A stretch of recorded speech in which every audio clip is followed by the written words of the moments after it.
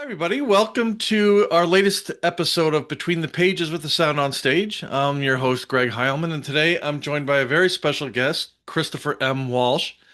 Based in Chicago, Christopher is well known, especially in these parts, for his original takes on the Sherlock Holmes universe, Miss Holmes and Miss Holmes Returns. Miss Holmes was performed by both Latitude Theatre and Centerstage Theatre last season, and its sequel, Miss Holmes Returns, is currently running at Center Stage and Federal Way through October 26th. Welcome to the show, Chris. It's great to see you. Thanks for having me.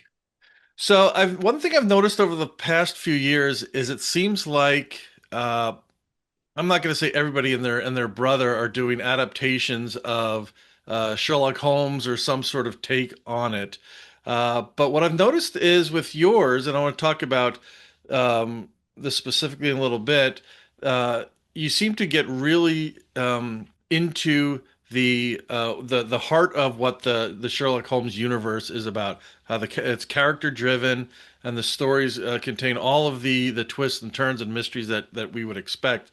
And it's from an unpredictability perspective that I don't see with a lot of other playwrights that are doing the same sort of thing. But I guess let's go back to the beginning though, because I do, like I said, I do want to talk about some of that.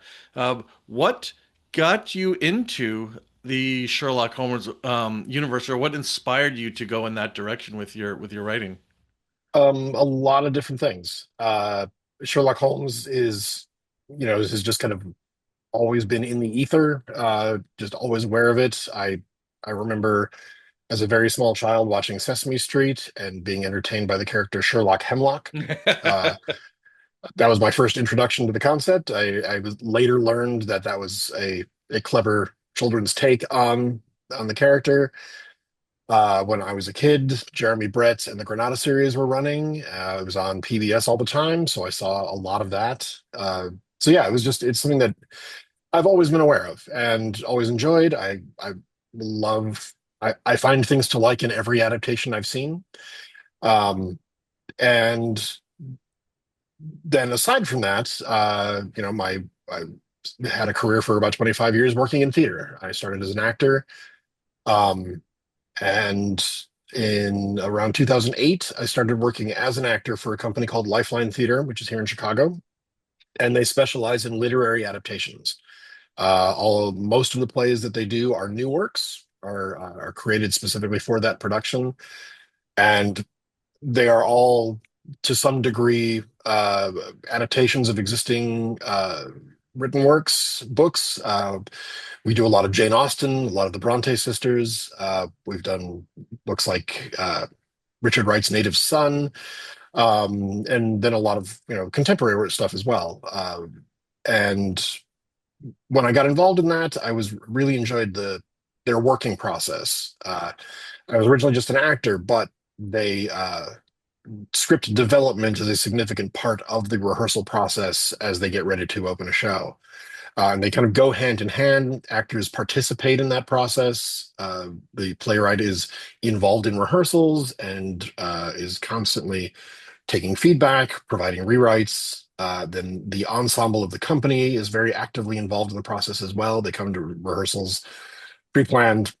They have pre-planned runs that are just for the ensemble to come and watch and then provide more feedback on the script. And they continually rewrite all right up until opening. And it's an exciting process to be a part of. I was invited to join the company in 2010, and once I joined, I found that uh, an opportunity to write and actually see something I'd written go up on stage was available through that. Writing is something I've always had an interest in. My dad was a journalist when I was a small child, I've always been an avid reader. Uh, I also have pretty strong ADHD, so I rarely finish. I rarely finish projects that I started.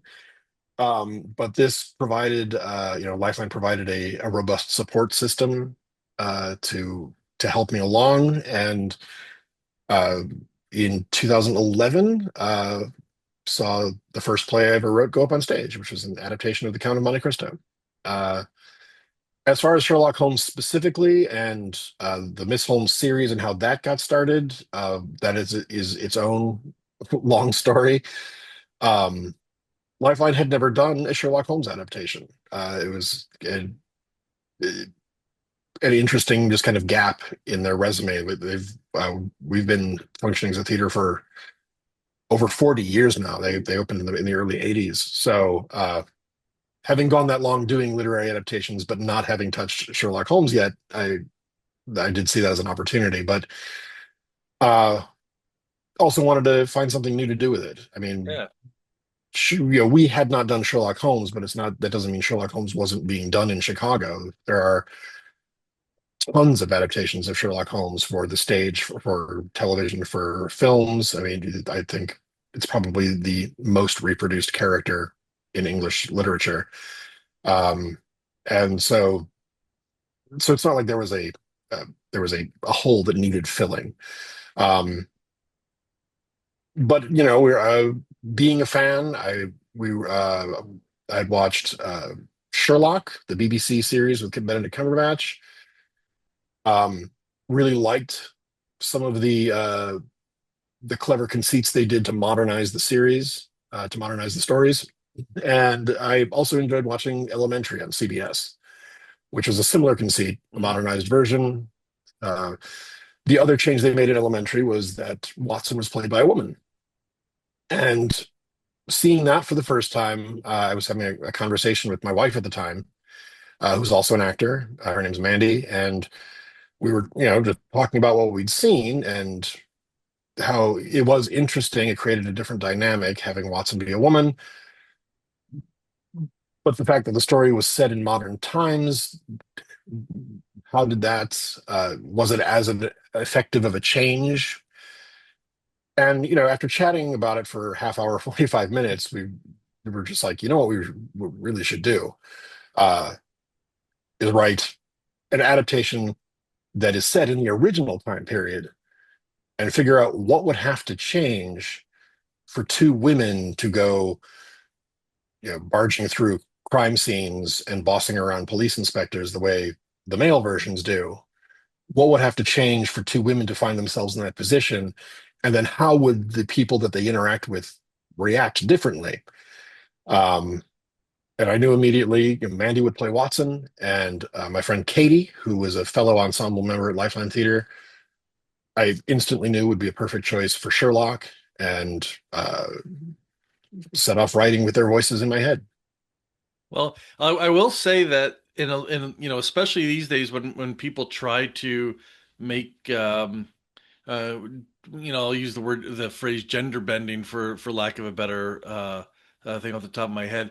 Your characters as women don't feel forced like some other examples do. It feels natural. It feels natural, and I think that's probably goes back to what you're talking about with understanding the whole story of how the other characters react to them and what how what things would need to change for this to happen. So I think that's been well done, and I noticed that as we go from the first one from Miss Holmes to Miss Holmes Returns, there's even it seems like there's even more depth of character in that one that it's everyone's evolved a little bit, and I especially noticed the Watson character seems to be more in the forefront of the story in the second one as well. And that leads me to my next question. So, when you went from Miss Holmes to Miss Holmes Returns, what did you learn from the first one that you were able to apply to the second?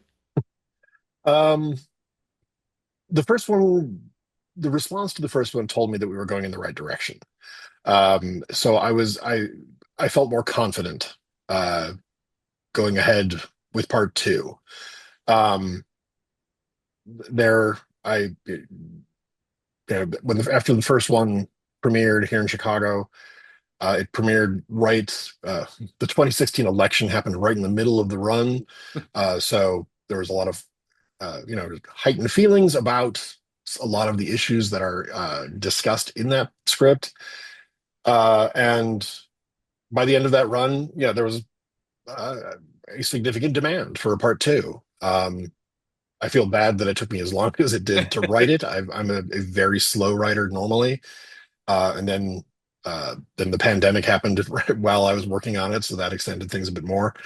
But yeah, I think with part two, I went in knowing much sooner what I wanted it to be about, and what themes I wanted to address, and certain plot points that I wanted to hit that would uh, that people who went in for the Sherlock Holmes part of it rather than necessarily the social justice angle that I'm trying to infuse as well.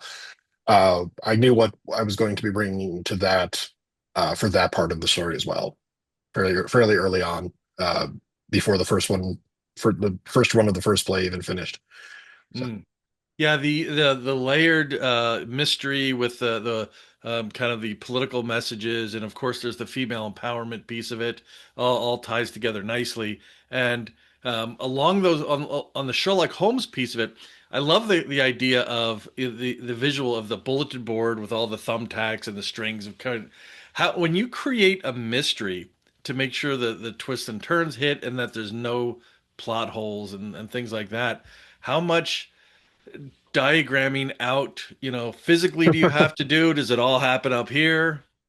it is a laborious process. I am not as smart as Sherlock Holmes, so to create a mystery that complicated enough to make it interesting to watch Sherlock Holmes try to solve it is a challenge, and it takes me a long time. Uh, Luckily, there are a few uh, sort of touchstones that uh,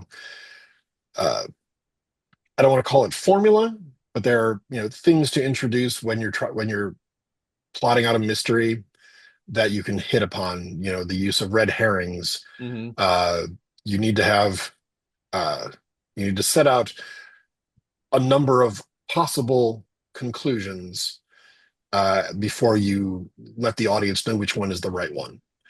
So, and those were things that I discovered through trial and error on the first on part one. So I had a little bit more confidence going into it in part two and had a better idea of what that was going to be. Yeah, it's definitely. I can't imagine doing it, to be honest with you. So kudos to be able to come up with that, because I think it takes a certain sort of mind, and maybe it's the we mentioned the ADHD thing. Maybe it's that sort of that mind, because I picture um, a mind like that, like a mind. There's a mind map, and then there's linear thinking, and I'm more of the linear thinking person, and so it's a little bit more difficult for me to grasp that abstract sort of the twists and turns. But you mentioned you brought up one thing I wanted to ask you, which I like to ask all the playwrights, and maybe you have a different answer because of what you mentioned earlier. How do you know when a play is finished? When you're wrapped up and ready to kind of hand it off to somebody? I mean, working with Lifeline, there is a hard deadline. Eventually, the play opens, and you don't get to tinker with it after that. Um, so so there is that. I had the privilege of meeting one of my all-time favorite authors, a guy named Tom Robbins, uh, who I think was from Seattle, now that I think about it. 15 years ago, maybe 20 years ago. He recently passed away. But and he was at you know a reading and book signing for a book that he put out, and I got a chance to ask him a question, and I asked him that exact question. How do you know you're done? And his response was, I know I'm done when my editor slaps the pen out of my hand. And that I found that to be true. Once the play opens, I can take a break. But every time I see everything I've worked on, I usually spot something like, oh, I wish I fixed that. Oh, I tweaked that. Or, seeing a new production of something is, when it's being touched upon by a whole new group of artists, they find new things, which makes me think, oh, if I'd done this other thing, then that would have gone here, and that would have been great too. So, yeah, it's never really done. Well, you were just here this weekend in Federal Way at Center Stage for a meet and greet and kind of a staging of Miss Holmes Returns. Well, how did the visit go for you? It was fantastic. It was a great group of people. I really enjoyed meeting Trista, the artistic director, and also the actor who plays Sherlock, and the whole cast. It was uh, they were delightful, very welcoming, and I really enjoyed their interpretation of it. It was a fun show to watch. Uh, it was great to sit in the audience because the audience seemed very engaged with it, and there were a lot of vocal responses, which is always very satisfying. Yeah, I loved it. Had a really good weekend. Well, how does it feel to see? Now, you talked a little bit about this earlier as part of your the theater program, but uh, how does it feel to see your work on stage when or how did it feel the first time you saw your first piece on stage? It's kind of an indescribable thrill. It's immensely exciting. And there are a lot of moments like that that you don't necessarily know to look for the first time around. I mean, you expect opening night to be a big deal, but for me, the first like real moment where I realized that this was a special thing to be doing, not with Miss Holmes, but just being a playwright, was the first production meeting of The Count of Monte Cristo, which was my first play. That was the first time I sat down with a group of artists. It was the director and the design team, and just listened to a bunch of people talk about what they thought of what I did, about the ideas that it gave them, and what it made them imagine seeing on stage. That is such a thrilling thing to experience for the first time. And you know, I went into that first meeting thinking it was work, and but it was an amazing moment. Wow. Do you often get the chance to these days go around like you did this past weekend with Center Stage and do these meet and greets and get to see stagings of your work? Not nearly as often as I'd like. I really enjoy it a lot. But no, I have a real job. I can't take all that time off. So yeah, so no, I don't get to do it nearly as often as I would like to. Well, speaking of all your plethora of free time, and the question that I know everybody wants to know the answer to, and you were probably asked about 5 times this weekend, is there going to be a third Ms. Holmes? And what I told them this weekend was that I don't want to promise anything I don't know I can deliver. That said, there's always been a plan for a part three. I do want to do a part three. Uh, I have an outline. It is not complete, and this goes back to the figuring out the mystery challenge. Uh, I know thematically what it's about. I know where I'm pulling from the canon, but I have not connected every. I've not figured out what dots to connect yet. Nah. So that's kind of where I'm stuck. Excuse me. Okay, so we can all be cautiously Mhm. optimistic, and because you're not promising it won't be a George R. R. Martin, Game of Thrones thing where we're gonna wait forever for the last book. I don't think it'll be anything like that. No shade to Mr. Martin, who's done amazing work. So Oh, absolutely, yeah. Now going back to you mentioned about a bunch of projects that don't get finished. Is there something um, that you want that you'd like to dust off that you started a long time ago maybe that you like to pick up again? I mean, I have I have notebooks and floppy disks filled with first chapters that never got a second chapter of all kinds of stuff. Um, yeah, I do have a handful of writing projects that I still, open the files on occasionally and tinker with, and would like to push forward with at some point, and I hopefully will, but just haven't found the right time or the right inspiration for it yet. Yeah. Is I mean, if there's somebody, I guess I'm looking, what kind of advice would you have for somebody who is a budding writer who wants to get started with writing? plays and things like that? Would it be just to get everything down and see where it goes? Um, Not necessarily. I give this actually came up with the talk back this weekend as well. I when I've gotten to teach workshops and stuff like that, I there are four specific pieces of advice I tend to give. The first one is specific to playwrights, which is see lots of plays and whenever you can, read the scripts of the plays you see. And the purpose for that is to get a sense of how the words that have been put on the page are getting translated by other artists. Hmm. Uh, and because you need to understand that if there is a specific idea that you really need to communicate, you have to be as concise as you can. Because uh, every artist involved who touches on it, from the director to the design team to the actors, are going to put their own stamp on it. And that is not a bug; that's a feature. That is what theater is about. But if you but you have to learn how to be unambiguous with the tools that you have as a playwright. Number two is go easy on yourself. The, and realize that writing is more than just pushing words through your fingers onto a keyboard onto a page.